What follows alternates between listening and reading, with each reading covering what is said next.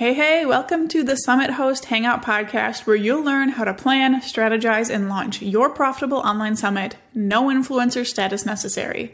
I'm your host, Krista from Summit in a Box, and we're currently in a series about branding your summit. Today, in episode 7, we're breaking that down to chat about visual elements to consider. So we're going to talk about mistakes to avoid with your visuals, individual visual elements your summit will need, and resources to make creating these great visuals easy. Before we dive in, I want to let you know about a resource I have that can make a lot of your summit's visuals far easier. The Summit Host Vault, my monthly membership just for Summit Hosts, has all kinds of graphic templates to make a good portion of your visuals so easy. You can save yourself countless hours fighting with graphics on your own or hundreds of dollars hiring someone else to make them for you, and join the Summit Host Vault today and get all of my graphic templates. So learn more and see what's currently included at summitinabox.co/vault. So let's dive right in to mistakes to avoid with your visuals. And I have 4 mistakes for you that I want you to consider. First of all is not using them. And I say this is a mistake because people are visual, but visuals add more work for us. So they're easy to kind of try to skip by. But it's really important that if you're going to go through the work of hosting a summit, that you use them to your advantage. And it's great because you can actually draw attention where you want it to go and give people the feeling you want them to have just through your visuals. So use the look and feel of your visuals to start kind of telling the story of your summit, and don't just kind of skip over them. The second mistake I want you to avoid is not taking visuals seriously. So this is a chance to give a really professional first impression, both to attendees and to your speakers. And I don't mean professional like in terms of like the corporate meaning of it, but just the fact that it'll help you look like you know what you're doing, what you do, and your visuals can help with that. You want your summit to look professional and well put together, and this can really be the difference between someone landing on your registration page and immediately clicking away versus kind of getting caught up with the initial aesthetic they're getting from your website and taking the time to see what it's all about. The same goes for your speakers you're reaching out to. It can be the difference between them clicking on a link in your pitch email and being impressed with the website versus going, no, I'm not going to waste my time on that, right? So that's the second mistake. The third one is not considering your audience. And for me, I have to say this for myself because it's easy for me to be guilty of this. I love pink. It's what I'm always drawn to. So I have to be like really careful, and I'll always have a little pink infused, but it's really important for me to not necessarily exclude men or not just drive people crazy who don't love pink as much as I do. But this kind of thing carries over to everything involving visuals. So colors and fonts and overall aesthetic, what people are doing in pictures, those are all things you want to consider your audience for and think about what they're going to be drawn to and what they're going to relate to. So yes, you want to resonate with it too, but your audience is just as or probably more important when we're looking at the success of your summit. And the last mistake I want you to avoid is neglecting diversity. We all want to host events that people from all walks of life feel comfortable and welcome at. Or, with your summit, maybe it's a more specific walk of life, but I know you never want to make someone feel left out or like an unwelcomed guest because of something like the color of their skin. And yes, this does happen all the time. So when choosing your graphics specifically, just ensure that you're getting a good mix of people so everybody feels welcome.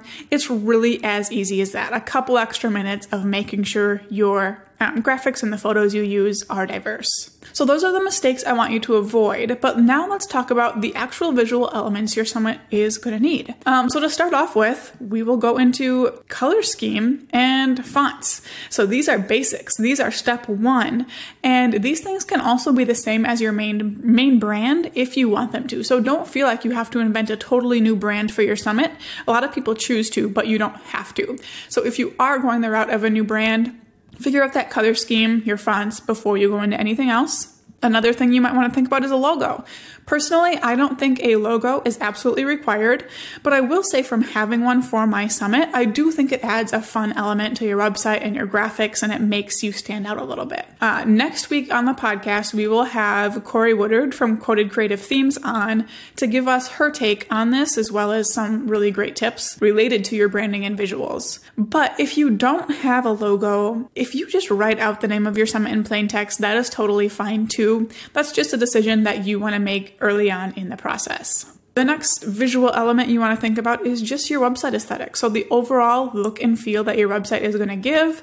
Of course, you want it to look professional, but you also want it to support the message you're trying to give through your summit's messaging. Another visual element to think about are icons. And again, this is another one that's optional, but they can add a lot of visual interest to your registration page and your sales page. Those tend to be longer form pages. So if you can break those up with graphics and icons, that's a great way to keep people's attention. So I definitely recommend it. Again, I'm going to have resources for this at the end of the episode. Another visual element to think about is your Facebook group banner, both for your attendee group and your speaker group if you choose to have one. But this is something I didn't almost forget, but I saved it until the last minute at my first summit because it's not something I considered. So I went and set up my Facebook group, was ready to send the link to some speakers, and was like, oh, I forgot a group banner. So it's just something simple and small to think about. The next thing I have here is graphics for your Facebook group prompts. So if you have a community for your Facebook group and you want to keep people talking and have prompts for them to respond to and things like that, having graphics that go along with those is a great way to grab their attention if they're scrolling their newsfeed. So these are things like daily prompts if you just kind of post random questions, maybe call reminders, maybe you post the schedule for each day's speaker lineup as a graphic along with plain text. Think about what you want that to look like in your Facebook group. The next visual element I want you to think about are your social media promotion graphics. So think of things like initial graphics to announce the summit, general promotional graphics for different platforms. So I usually have graphics sized for square for Instagram and Facebook, longer for Instagram stories and Pinterest, and then horizontal for Twitter. I also make graphics for each speaker, so it has their headshot and their presentation title. Graphics that have your daily schedule on them are great as well. And I want you to consider here that just because you don't use a platform doesn't mean your speakers don't. So let's say you're only on Instagram, I still suggest making all of those different image sizes for speakers who have large followings in other places so they can share as well. The next set of visual elements I want you to think about are your upsell promo graphics. So these will probably mostly be used in your Facebook group. So once people are already registered for your summit, you can use these graphics to promote your all access pass or whatever you're selling.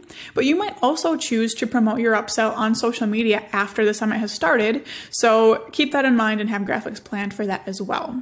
The next type of visual I want you to think about are Facebook ad graphics. So if you have run ads before, you know how they work. Running them to your summit is a great idea, so you'll want to have some graphics made for those. Something else to consider are PDFs. So if you are going to make worksheets to go along with each presentation or some kind of worksheet or presentation notes to add to your All Access Pass, you'll want a PDF template that supports, that follows along with your summit's overall visuals, a template to use for that. And then the last thing I have here is a video end screen for the presentation videos. So I host my presentation videos on Vimeo, and that gives an option to have like a set end screen. And I take that opportunity to promote my All Access Pass. So whenever a presentation video ends, it goes to this screen that promotes the All Access Pass and has like a button for people to click. So that's one more visual element you'll want to consider for your summit. So I know that was a lot to process. All of this will be laid out in the show notes for you to reference. And this definitely isn't an exhaustive list, but these are the biggest things that stick out to me throughout the summit planning process. It sounds like a lot, and it is, but let's talk about some resources to make it all easy. And again, all of these links will be for you in the show notes, so you don't have to remember, but I'll just kind of walk you through them here. So first are graphic templates. Templates make it a whole lot easier to do all of this than having to start from scratch or hire someone to do it for you. So in my Summit Host Vault, you will get all of my graphic templates. Depending on when you join, there might be just a few, or we might have already added absolutely everything I just listed. My graphic templates are made for both Photoshop and Canva, and they are made especially for summits and the type of promotion you need to do and the types of visuals you need to have. So you can check out the Summit Host Vault. Cody Creative Themes is another I want to mention. Like I said, Corey is coming in the next episode to talk about branding your summit, but she has beautiful Instagram and Pinterest templates.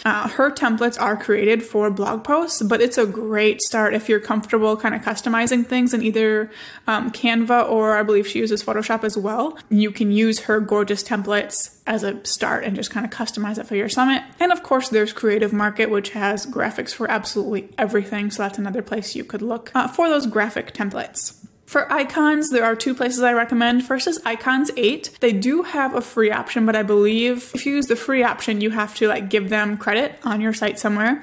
Otherwise, you can pay and not give them credit. And of course, you can use Creative Market again for those icons. For images, the only place I use and recommend is the Styled Stock Society. This is where I get all of my photos, both for my brand and for my summits. They are really great with providing diverse imagery in terms of people represented, colors, topics of the images, all of that stuff.